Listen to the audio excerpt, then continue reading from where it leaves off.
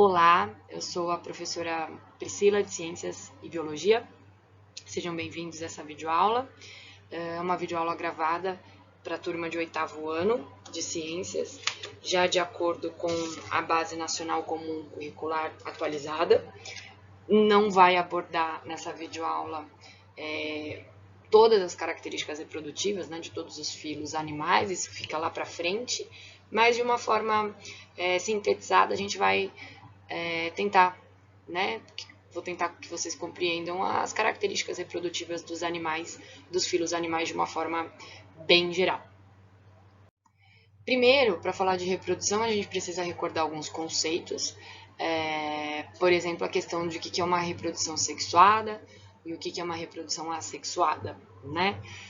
Toda vez que a gente fala de reprodução, né, o objetivo é perpetuar a espécie, continuar esse ciclo de vida das espécies, e a reprodução sexuada é aquela que envolve troca de material genético, envolve troca de gametas. Reprodução assexuada não, ela é uma estratégia reprodutiva onde visa geralmente uma reprodução mais rápida, porém a gente não tem o ganho na variabilidade genética se comparado com a sexuada.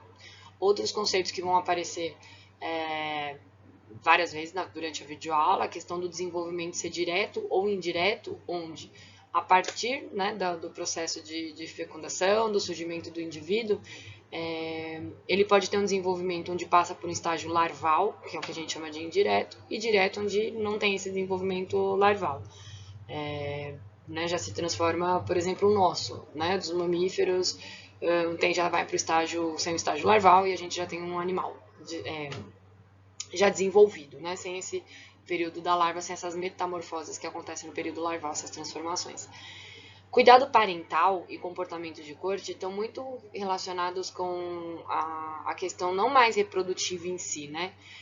O cuidado parental é aquele que tem após já o surgimento do indivíduo, então da mãe com o filhote, às vezes do pai com o filhote, né? Na nossa espécie a gente visualiza isso muito, mas a nossa espécie não é a única, nem de longe, né? Várias espécies, vários outros filos também passam um pouquinho, vários não, outros filos passam pelo cuidado parental. E comportamento de corte, que é bem engraçado até, né? Nas aves eu acho fantástico as estruturas de comportamento, os comportamentos de corte realizados, estruturas envolvidas, né? A questão de coloração, a vocalização, o canto, que é quando tentar atrair, né? Para que tenha um sucesso reprodutivo. Então vamos lá. Primeiro grupinho, quando a gente fala lá naquela escala zoológica, vem os poríferos, né? Os animais mais simples da escala zoológica, né? Tá aí, né? O corpinho até de uma esponja para mostrar a parte interna dela, né? A circulação de água, o caminho da circulação de água aí que acontece. Os poríferos, a grande maioria deles eles são hermafroditas, apresentando aí os dois sexos, e eles podem ter o processo de regeneração, que é bem característico também, que é fragmentos que podem cair no substrato, desenvolver um outro indivíduo. Gemulação, né, a gente tem que tomar cuidado para não confundir, porque a gemulação, ela tem é quando você tem como se fossem cápsulas, né, que guardam algumas células, algumas estruturas específicas. É como essa última imagem aqui da direita, aqui embaixo, e em condições ambientais mais severas, essas cápsulas elas ficam armazenadas com essas células, e aí imagina uma água retornando em condições mais adequadas, essas células elas são liberadas e formam, né, um novo porífero. A gente também tem a questão dos gametas poderem ser liberados na água, né? E só que aí nesse caso os gametas eles vão ser liberados na água, mas eles vão ter um encontro dele quando ele encontra o gameta feminino, mas isso dentro do corpo de uma esponja, né? Então por isso que a gente considera como fecundação interna, não como uma fecundação externa, porque eles vão penetrar no corpo do outro indivíduo por esses poros que formam o corpo do porífero e passam desculpem, por desenvolvimento indireto. Eles vão ter um estágio larval, né, com essa larva aí bem nadante, inclusive. Quinidários, né, fofos, lindos, maravilhosos, né, anêmonas, água-viva, caravelas portuguesas, corais. Os quinidários, eles tem um grupo bem particular, principalmente por conta da alternância de gerações, né, que vai o último que eu vou comentar, mas passam pelo brotamento. O brotamento, né, você tem o desenvolvimento de uma parte do corpo do ser vivo que cai no substrato e se desenvolve, porém esse brotamento também pode acontecer deles continuarem unidos. E isso dá a impressão de ser um ser único, né? Esses, quando a gente chama que são colônias, mas são já seres separados que vieram dessa estrutura de brotos. A estrobilização que acontece, a gente tem, quando são liberados, um pólipo, um animal, ele libera vários discos, né, de forma assexuada, formam vários outros, como se fossem cópias, né, de uma forma bem simples para a gente entender. Vários discos, várias cópias de medusas, por exemplo, nesse momento são liberadas, né, que é uma reprodução assexuada. Então, novas medusas surgindo a partir desse corpo inicial de um indivíduo. Temos a fecundação externa, né, gameta masculino e feminino se encontrando na água com desenvolvimento indireto. Algumas que também podem acontecer com a fecundação sendo interna.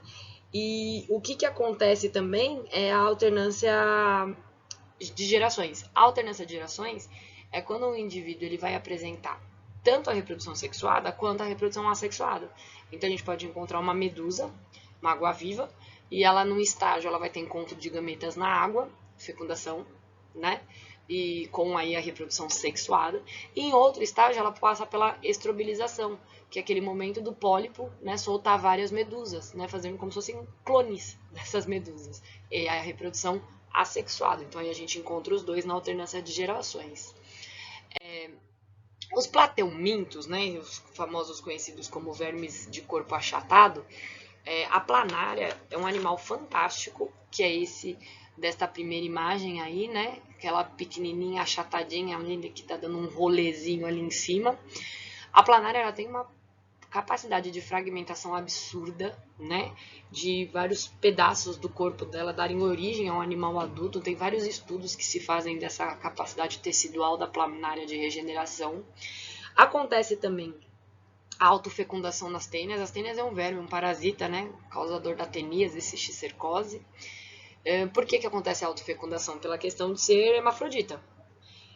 Assim como os esquistossomos, que já acontece de forma diferente, porque esquistossomo a gente encontra sexos separados, né? Diferente do que acontece, por exemplo, na planária e na tênia.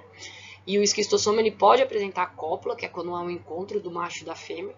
E também os esquistossomos, eles apresentam até o dimorfismo sexual, que é características diferentes, que é essa imagem que vocês estão vendo acima, que você vê que o corpo do macho é diferente do corpo da fêmea.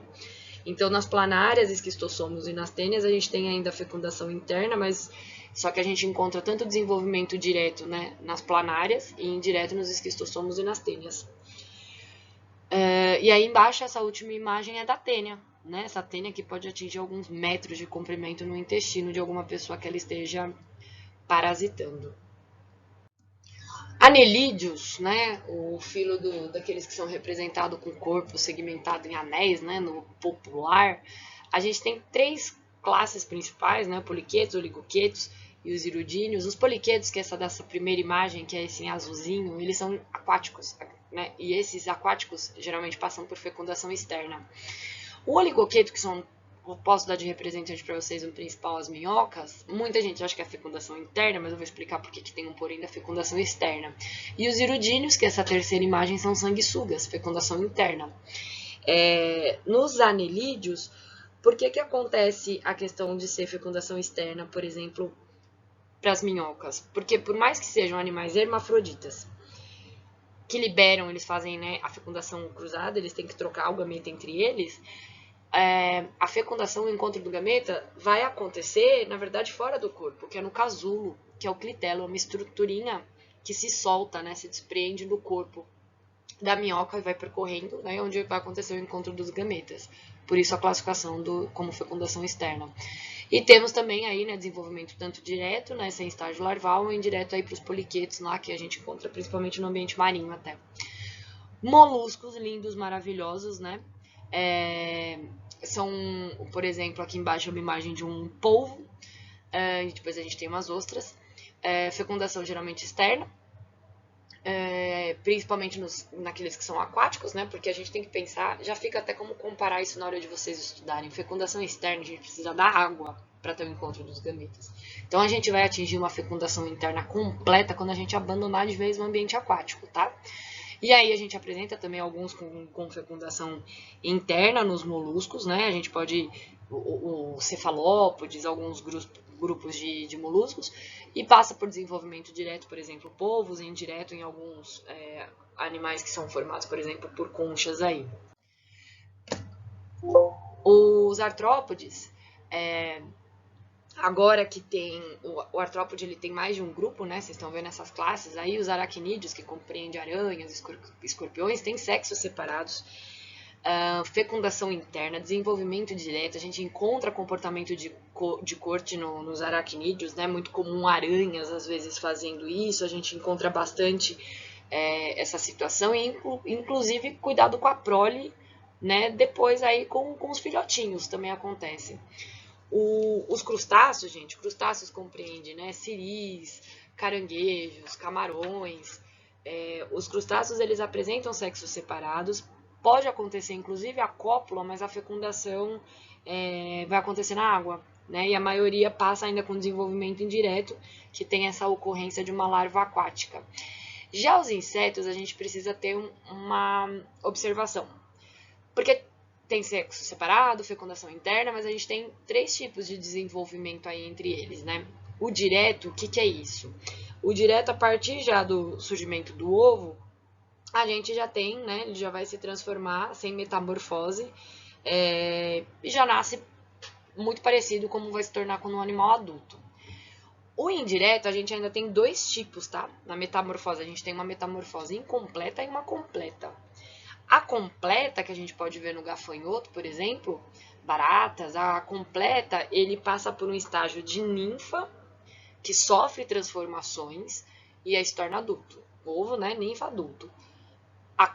Essa é incompleta. A completa, gente, ó, não se esqueçam, borboleta, casulinho de borboleta, pupa de borboleta.